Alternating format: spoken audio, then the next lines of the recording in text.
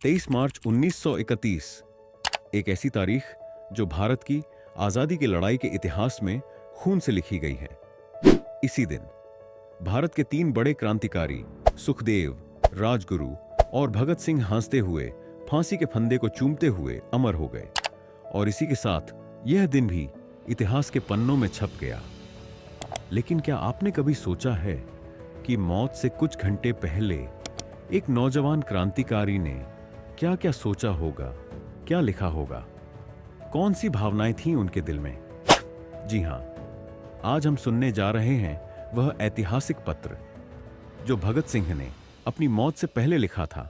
एक ऐसा पत्र जो न केवल उनके विचारों को दर्शाता है बल्कि आने वाली पीढ़ियां के लिए प्रेरणा व देशभक्ति को भी जगाता है। एक ऐसा पत्र जो आज भी हमें झकझोर देता है, जो आज भी हमारी रगों में इनकलाब का खून दौड़ा देता है। आज हम जानेंगे भगत सिंह का वह अंतिम पत्र जिसने लाखों क्रांतिकारियों को प्रेरित किया, जो आज भी हमारी रगों में देशभक्ति जगा देता है। यह पत्र केवल एक कागज का टुकड़ा नहीं बल्कि क्रांति का एक मंत्र था। चलिए उस पत्र के हर वाक्य को समझें और उस क्रांतिकारी की सोच, विचारधारा और बलिदान को जानें जिसने आजादी को अपना जीवन दे दिया। भगत सिंह वह सिर्फ एक क्रांतिकारी नहीं थे बल्कि एक विचारक भी थे। उनका मानना था कि असली आजादी केवल अंग्रेजों से नहीं बल्कि शोषण और अन्याय से भी होनी चाहिए। उनकी कल्पना केवल औपनिवेशिक शासन से मुक्त भारत की ही नहीं बल्कि अन्याय व असमानता से मुक्त भारत की भी थी। उनका मानना था कि अगर समाज की जड़ें ही सड़ी हुई हो तो सिर्फ सरकार बदलने से कुछ नहीं होगा, हमें समाज में असली परिवर्तन लाना होगा। उनका मानना था कि क्रांति का मतलब केवल बंदूक उठाना नहीं बल्कि लोगों की सोच को बदलना भी है। एक ऐसा भारत बनाना जहां समानता हो, गरीबी न हो और लोग भय मुक्त जीवन जी सके। फांसी से कुछ दिन पहले की जेल डायरियां और गवाहों के बयान बताते हैं कि भगत सिंह कितने शांत, दृढ़ और आत्मविश्वासी थे। फिर उन्होंने अपना अंतिम पत्र अंग्रेजी में लिखा जो भावों और विचारों से भरा हुआ है। अब सुनिए वह ऐतिहासिक पत्र जो भगत सिंह ने अपनी फांसी से पहले अपने साथियों के नाम लिखा था। साथियों के नाम।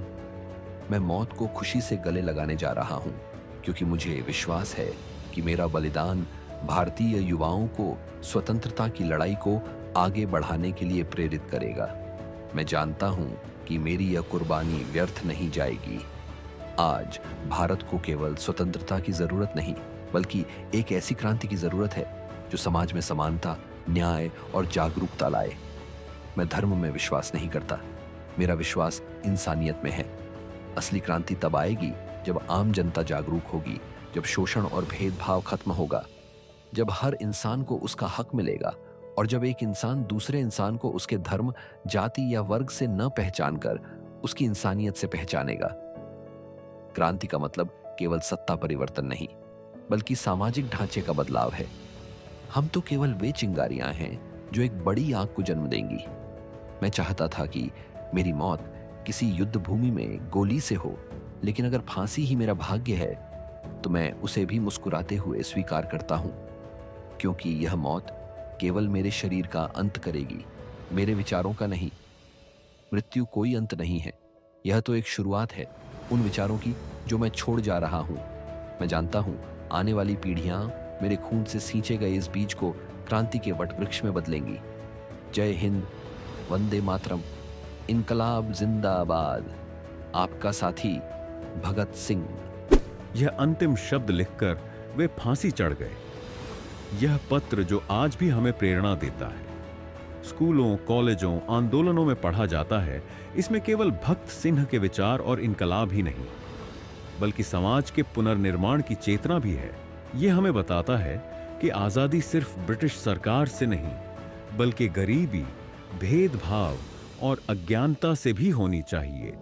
सोचिए, एक 23 साल का नौजवान जिसने हंसते हंसते फांसी के फंदे को चूमा, जिसे कोई पश्चाताप नहीं था, कोई डर नहीं था, बल्कि अपने सीने में एक देशभक्त होने का गौरव था और सिर्फ एक सपना था, आजाद भारत का सपना, अंग्रेजी शासन से गरीबी से, शोषण से, अन्याय से, सामाजिक असमानता से, भय से आजाद भारत का सपना। आज भगत सिंह हमारे बीच नहीं है, पर वे मरकर भी अमर हैं। उनका यह पत्र आज भी हमारे भीतर एक आग जलाता है। उनके विचार, उनकी सोच प्रेरणादायक है और वह सदैव अमर रहेगी। और उनका यह अंतिम पत्र आज भी हर युवा को जगा सकता है, क्योंकि भगत सिंह केवल एक नाम नहीं, एक विचार है, एक क्रांति है, एक आंदोलन है जो कभी रुकता नहीं। दोस्तों, क्या आज हमने भगत सिंह के सपनों का भारत बनाया है? क्या हम जातिवाद, गरीबी और भ्रष्टाचार से मुक्त हैं?